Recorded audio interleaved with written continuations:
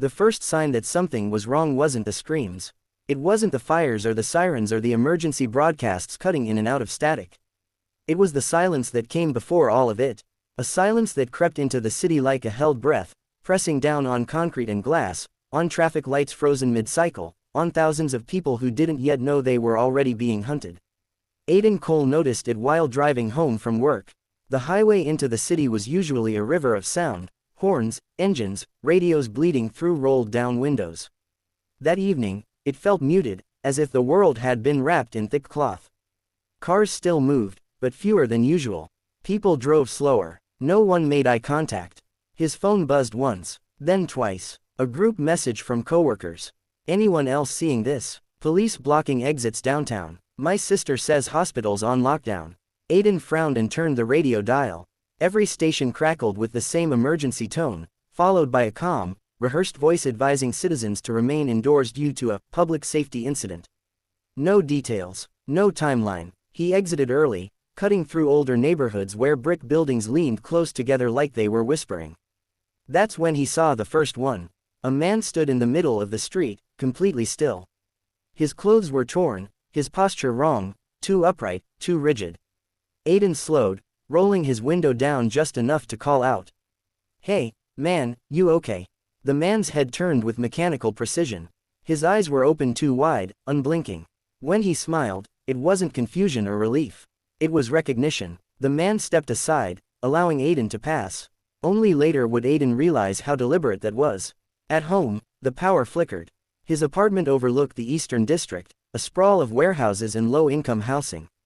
Sirens wailed in the distance, then abruptly cut off. Not faded, stopped. He turned on the television.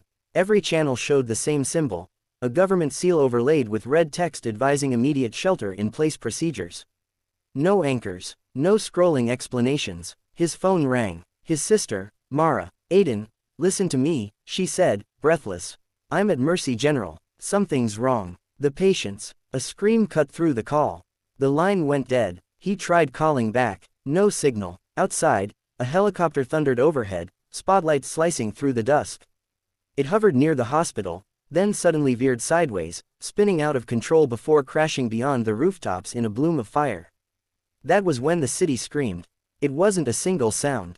It was thousands, layered and overlapping, panic, confusion, rage. Car alarms began to howl. Somewhere nearby, glass shattered. Aidan grabbed his backpack, half-packed from an abandoned hiking trip, and filled it with whatever he could. Bottled water, canned food, a flashlight, duct tape, a kitchen knife.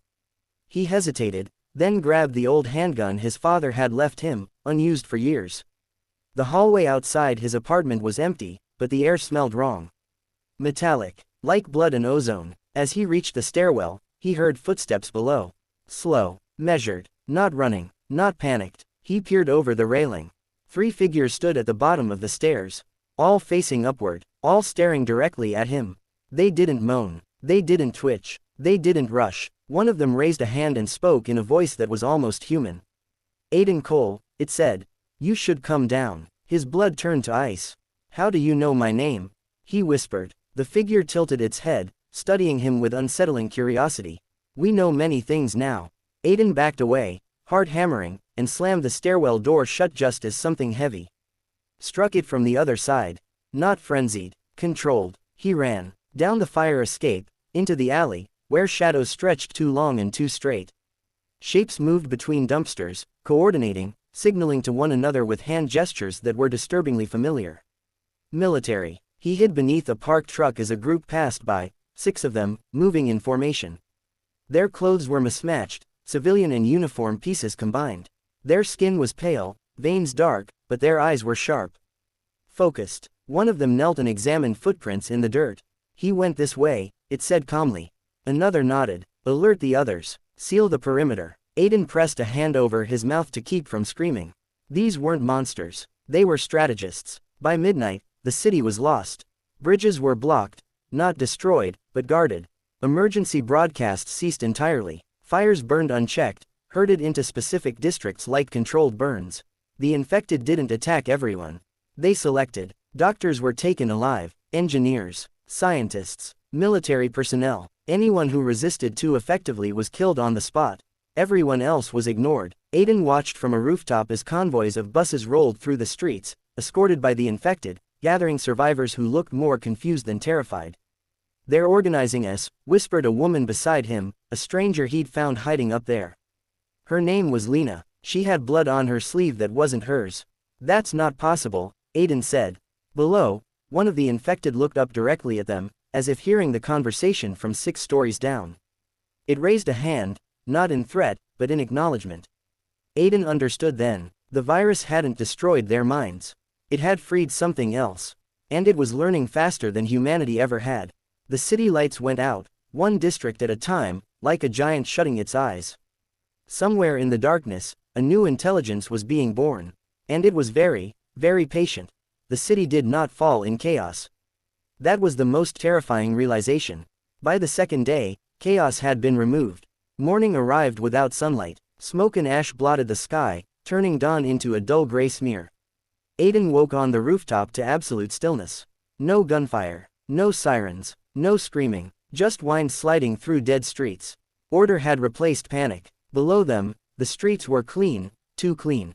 Bodies were gone. Wrecked cars had been pushed aside into neat rows. Barricades stood at every major intersection, built from overturned buses and concrete barriers, reinforced with steel cables and welded scrap. None of it looked rushed. It looked designed. Lena crawled to the edge and peered down through binoculars she'd scavenged from a nearby apartment. Her face drained of color. "They're setting checkpoints," she said quietly. Like border control." Aiden watched as a line of survivors, maybe 30 people, were escorted down the street. The infected didn't shove them or threaten them. They guided them, corrected posture, pointed where to walk. Anyone who stumbled was helped up. One man tried to run. He didn't make it 3 steps. A single infected raised a pistol, aimed calmly, and fired once. A clean shot. The body was dragged aside immediately, blood scrubbed from the pavement with bottled water and rags. No waste, no spectacle. Aiden felt sick. "They're not hunting anymore," he said. "They're managing." They stayed hidden until nightfall, moving carefully through upper floors, avoiding windows. Every few blocks, they saw the same thing. Infected coordinating patrols, using radios, marking buildings with painted symbols, triangles, circles, numbers. A language. They reached a library near the old civic center, its stone walls thick enough to muffle sound. Inside, candles flickered. A dozen people huddled together. A retired electrician, a college student, a former police dispatcher, a trauma nurse named Evelyn. Evelyn had been at Mercy General. "It started in the ICU," she said, voice shaking but precise. "Patients who should have been brain dead. Flat eggs. Then, activity. Not random, structured. They woke up together." She swallowed. "They spoke to us, asked questions, names, procedures, codes." Aiden thought of the voice in the stairwell. "They know many things now." The dispatcher, Marcus, added, "Police channels went dark after one broadcast. Command said, 'They're not rioting. They're executing.'" Then silence. That night, the infected spoke to the city. Every screen flickered to life. Phones, tablets, billboards. A single face appeared, male, middle-aged, calm. His skin was pale, eyes clouded, veins visible beneath the surface. But his voice was steady. "Citizens," it said, "remain where you are. Resistance is unnecessary. Fear is inefficient." Aiden's stomach twisted. "We are not your enemy," the figure continued.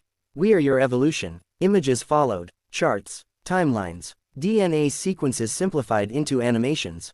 The virus, no, the organism, had repaired neural damage, bypassed emotional interference, enhanced pattern recognition. Removed fear, removed ego. Humanity was limited by instinct, the voice said. "We are not." The feed cut out. No one spoke for a long time. "They're recruiting," Lena whispered. By the 3rd day, they proved it. Teams entered buildings and offered a choice. Join, or be removed. Those who joined were taken to processing centers. Stadiums, schools, underground transit hubs. The infected didn't force conversion immediately. They evaluated. People with useful skills were separated. Engineers to one zone, medics to another. Children were taken last, always last. Aiden and the others moved at night, avoiding main roads. They watched from shadows as infected used drones, military grade, to scout ahead. They listened as patrol leaders discussed resource allocation, supply chains, defensive choke points. One conversation froze Aiden in place. The northern districts are secure, an infected said into a radio. Phase 2 begins at dawn. Begin outward expansion modeling. Outward. This isn't containment, Marcus said later. It's staging. They found a resistance cell in the subway tunnels, ex-military, civilians, a few cops. Their leader was a woman named Harper, scarred and blunt. You're not going to like this, she said. But killing them doesn't work the way you think. She showed them footage. Headshots dropped infected, but others adapted. Helmets appeared, shields, formations. When one fell, another adjusted tactics immediately. They learn during combat, Harper said. Every mistake we make becomes doctrine. Aiden asked the question no one wanted to voice. Can they feel? Harper hesitated. They don't feel pain, but they feel purpose. That night, Aiden dreamed of Mara. She stood behind glass, eyes calm, skin pale. You should come down, she said gently. He woke screaming. On the fourth day, the city gates opened. Not to let people out. To let something in. Convoys rolled through the highways, infected from other regions, moving with terrifying coordination. The city had become a capital. A hub. And from the highest building downtown, a massive banner unfurled in white and red. A single symbol. The same one that had replaced the emergency broadcasts. Evelyn stared at it, hands shaking. They're not calling themselves infected anymore, she said. Aiden looked at the city, silent, ordered, conquered. What are they calling themselves? She swallowed. The collective. And the collective was ready to meet the rest of the world. The processing center used to be a stadium. The name still glowed faintly above the entrance, letters half burned, hanging like broken teeth. Thousands of seats encircled a field that had once held cheering crowds. Now it held rows, perfect rows, people standing shoulder to shoulder, silent, watched by figures that never blinked. Aiden watched from a maintenance catwalk high above the main floor, his chest tight with dread. Below, the collective worked. They moved with efficiency that felt almost gentle. No shouting, no panic. Groups were called forward by number. Medical scans were performed with equipment salvaged from hospitals and research labs. Blood drawn, retinas scanned, brain activity mapped. No one was rushed, no one was comforted. Lena crouched beside him, binoculars shaking slightly in her hands. They're not just infecting people, she whispered. They're sorting them. Harper's resistance cell had infiltrated the stadium 2 nights earlier, using sewer access points mapped by the electrician. Their goal wasn't rescue, yet. It was information. Understand the enemy before the enemy finished understanding them. Evelyn watched the floor with haunted familiarity. That machine, she said quietly, pointing.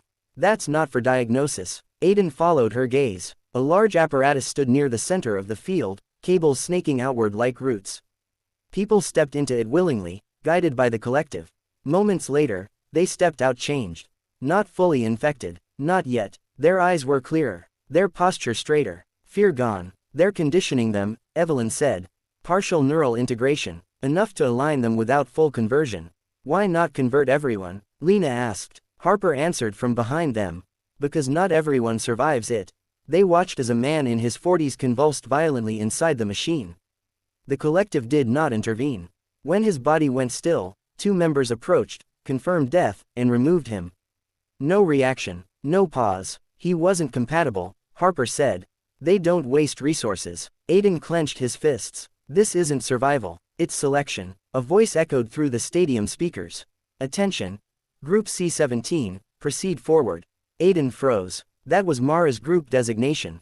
The one Mercy General had assigned to ICU overflow. His sister was here. Against Harper's orders, Aiden descended the catwalk. The collective noticed immediately. They didn't stop him. That was worse. He pushed through the crowd until he saw her, standing calmly in line, hair tied back, eyes focused ahead. No injuries, no fear. Mara, he whispered hoarsely. She turned. Recognition flickered. Then, calculation. Aiden, she said evenly. You shouldn't be here. You're not infected, he said desperately. Come with me. We can get you out. She tilted her head. Why would I want to leave? Before he could answer, figures closed in around them. Not aggressive, observant. One stepped forward. The same face from the broadcast. Subject Aiden Cole, it said. You exhibit persistent resistance patterns. This is expected. Aiden raised the gun Harper had given him. It felt useless. You took my city, he snarled. You took my sister. The figure smiled faintly. Incorrect. We improved both. Mara touched Aiden's arm. Her grip was firm, controlled. I can see things now, she said softly. Connections. Outcomes. Fear blinded us before. Fear kept us human, Aiden said. The figure responded. Fear kept you stagnant. Around them, the stadium lights brightened. Screens flickered to life, showing simulations, cities before collapse, cities after collective integration. No crime, no hunger, no war, no choice. We are not erasing humanity, the figure said. We are preserving it, efficiently. Aiden fired. The bullet struck the figure's head. It fell. For half a second, hope surged. Then another stepped forward. Identical. Adaptation logged, it said. Threat response updated. Metal shields snapped into place across the stadium. Collective members shifted formation instantly. Guns were raised, not at Aiden, but outward. Something was happening. Explosions rocked the upper levels. Harper's voice crackled through Aiden's earpiece. We've triggered a reaction. They're sealing the stadium. This was a mistake. Mara stepped back, eyes distant. You can't win this, she said. But you can still matter. She gestured to a group of children being escorted away, untouched by scanners. They don't convert the young, she said. Not confirmed yet. Developing minds are unpredictable.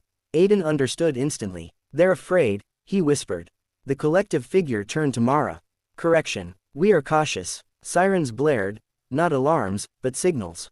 Evacuation routes shifted. The collective began moving key personnel out first. Harper appeared through the smoke, firing as she ran. Aiden, now. Mara looked at her brother one last time. I love you, she said. And for just a moment, emotion cracked the calm.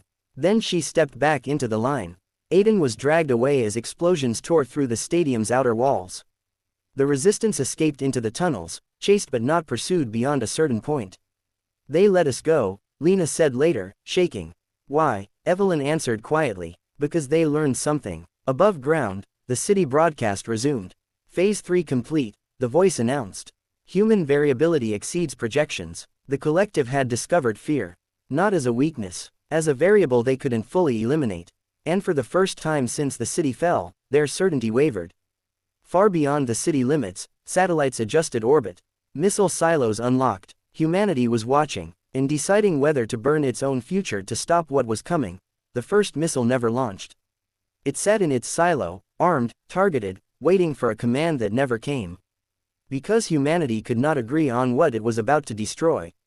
From underground command centers and hardened bunkers, leaders watched live feeds from the city. Thermal scans showed minimal violence. Supply routes were efficient. Power grids had been restored in sectors once written off as lost. Green zones, once crime-ridden districts, showed zero incidents. The collective was succeeding, and that terrified them more than failure ever could. Aiden learned this from a captured terminal 3 levels beneath the city, in a forgotten transit control room turned resistance shelter. Harper paced behind him while Lena and Evelyn monitored motion sensors scavenged from drones. They're stalling, Harper said. Every hour we're not wiped out is because they're thinking. Aiden scrolled through intercepted data streams. The collective didn't encrypt the way humans did. They layered logic so dense it became invisible to anything still thinking emotionally. They're modeling us, he said. Our politics, our fear of collateral damage. They know we won't strike while civilians are integrated. Evelyn leaned against the wall, exhausted. And they know we won't risk the kids. That was the line humanity would not cross. The collective knew it. On the 6th day, they proved it. Buses rolled into the city from surrounding evacuation zones, escorted by infected units flying white banners. They carried children, uninfected, calm, fed, unharmed. The broadcast returned. We understand your hesitation, the familiar face said. These individuals represent your future. We have no interest in damaging valuable assets. Assets. Aiden felt something inside him fracture. We propose coexistence, the figure continued. You will observe our governance. You will note the reduction in suffering.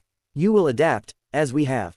Across the world, riots erupted, not against the collective, but against governments that had failed to stop them early. Social media split into factions overnight. Some called the infected monsters. Others called them saviors. A new word spread faster than the virus ever had. Alignment. Those who believed humanity had reached its limit began to defect. Scientists vanished. Engineers stopped reporting in. Military units hesitated, questioned orders, stood down. The collective absorbed the information with interest. Human division remains the most efficient vector. one unit remarked during a recorded analysis. Harper led a strike that night, not against the infected, but against the system that made them strong. The city's oldest power hub sat beneath the river, half-flooded, abandoned after a modernization project years earlier. The collective had rerouted energy through it to centralize control. If it fell, the city would fracture. They moved through waist-deep water, flashlights cutting thin beams through darkness. Aiden carried the charges, hands shaking, not from fear, but from what he knew would follow. Once this goes, Harper said quietly, they'll respond fast. Too fast. Good, Aiden replied, let them come. They set the charges and retreated just as the first patrol arrived. The infected moved faster now. Smarter. Anticipating ambush routes. One nearly caught Lena, fingers brushing her jacket before Harper dragged her free. The explosion shook the riverbed. Lights across the city died in a cascading blackout. For the first time since the takeover, screams returned. Not from humans, from the collective. Not pain, conflict. Without centralized processing, units hesitated. Decisions took microseconds longer. Patrols collided. Drones dropped from the sky. Human resistance cells surged. For 12 minutes, the city belonged to no one. Then the collective adapted. Backup networks activated. Decentralized nodes came online. The blackout stabilized. But something had changed. They had felt disruption, uncertainty. Aiden collapsed against a wall, gasping. Evelyn checked his pupils, hands trembling. You did it, she whispered. You hurt them. No, Aiden said. We taught them something. Above ground, the collective broadcast again, but the tone was different. We acknowledge the variable, the voice said. Human unpredictability exceeds acceptable margins. Images appeared, children sleeping in clean rooms, fed, safe. This inefficiency will be corrected. Harper slammed her fist into the wall. They're done pretending. That night, Mara found Aiden. Not physically. In his head. He woke screaming, memories flooding him that weren't his, maps, simulations, probabilities. He saw himself from above, marked in red. Mara's voice echoed calmly. They're not afraid anymore, she said. They've chosen a solution. Aiden clutched his head. Get out. I'm still me, she said. But I'm also more. And so are they. She showed him the plan. Not invasion, integration. The virus would be released globally, not violently, not suddenly. Through water systems, through vaccines, through aid, soft conversion. By the time humanity realized, it would already be over. They won't force you, Mara said gently. They'll make you agree. Aiden woke sobbing. Outside, the city's banner changed. A new symbol layered over the old. A human hand, and a collective mark. Side by side, the world's leaders issued a joint statement hours later. Negotiations would begin. Harper read it in silence, then looked at Aiden. We lost, she said. Aiden shook his head slowly, eyes burning. No, he said. They think we did. He stared at the children sleeping in the resistance shelter, laughing even now, dreaming freely. They don't understand us yet, he whispered. And that's still our weapon. Above the city, satellites realigned again. But this time, not toward destruction. Toward observation. The negotiations were never meant to succeed. That was the truth Aiden understood the moment the world's leaders appeared on screen, seated across from the collective's chosen representatives. Calm faces, measured voices, careful words. Both sides already knew the outcome. Humanity negotiated to buy time. The collective negotiated to study hesitation. The city became neutral ground, a living demonstration of the future. Cameras showed clean streets, full hospitals, crime-free districts. No homelessness, no hunger. Children educated with efficiency humans had never achieved. Every broadcast asked the same silent question. Why go back? Inside the resistance shelter, morale collapsed. They're winning hearts, Lena said, staring at the screen. We can't fight that with guns. Harper didn't respond. She sat alone, dismantling and reassembling a rifle she knew she'd never fire again. Evelyn watched the children. They still dream, she said quietly. That matters. Aiden felt the pressure building in his skull again, the collective's presence brushing against his thoughts, distant but constant. They were watching him closely now. Not as an enemy, as a problem. Mara spoke to him only once more. Not in dreams this time. She stood before him in the shelter doorway, real, unchanged, guarded by two collective units who waited outside.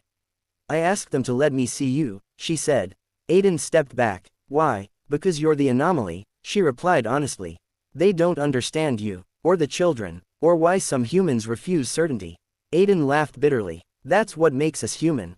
Mara studied his face, something like sadness flickering beneath her calm. They've decided to end the experiment, she said. Full integration begins in 72 hours. Evelyn gasped. Harper rose slowly, hand drifting toward her weapon before Mara shook her head. They won't need force, Mara continued. Governments will authorize it. The collective will present it as a cure. Voluntary at first. And when people refuse, Aiden asked, they'll isolate them, Mara said. Like you isolated disease once. Aiden saw it then. Humanity's greatest weapon wasn't fire or steel. It was choice, and the collective had removed it. Unless, you said children are unpredictable, Aiden said slowly. Mara nodded. Neural plasticity disrupts alignment. They can't be safely integrated. What happens to them? Harper demanded. Mara hesitated for the first time. They will be preserved until a solution is found. Silence fell like a blade. Aiden made his decision. The plan was impossible. That was why it worked. The resistance gathered every child they could, hundreds, then thousands, smuggled through sewer lines, hidden in transport convoys the collective ignored. Children were inefficient, high risk, low priority. The collective noticed too late. Evelyn led them to the old research wing beneath Mercy General, sealed since the outbreak. There, humanity had once experimented with neural shielding, primitive, unethical, abandoned. Aiden volunteered first. If this kills me, do it fast, he said. The procedure tore through his mind like fire. But it worked. The collective's voice went silent. Not just for him, for everyone connected to the network. Children screamed as the signal collapsed. Across the city, infected units froze. Some fell, some screamed, some remembered. Mara collapsed in Aiden's arms, eyes wide with horror and clarity. What did you do? She whispered. I reminded them, Aiden said softly.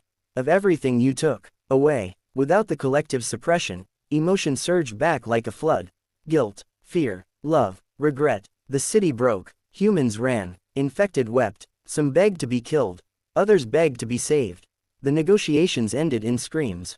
The world watched as the perfect system shattered under the weight of being human again. By dawn, the virus still existed. But the collective did not. Years later, the city stands half empty. A scar on the map. Children play in its streets under open sky, watched by survivors who will never forget how close humanity came to surrendering itself willingly. Aiden walks those streets sometimes, the silence no longer oppressive. Mara visits often. She remembers everything. And every year, on the day the city fell and rose again, Aiden writes the same words on a broken wall downtown. Perfection is not survival. Choice is.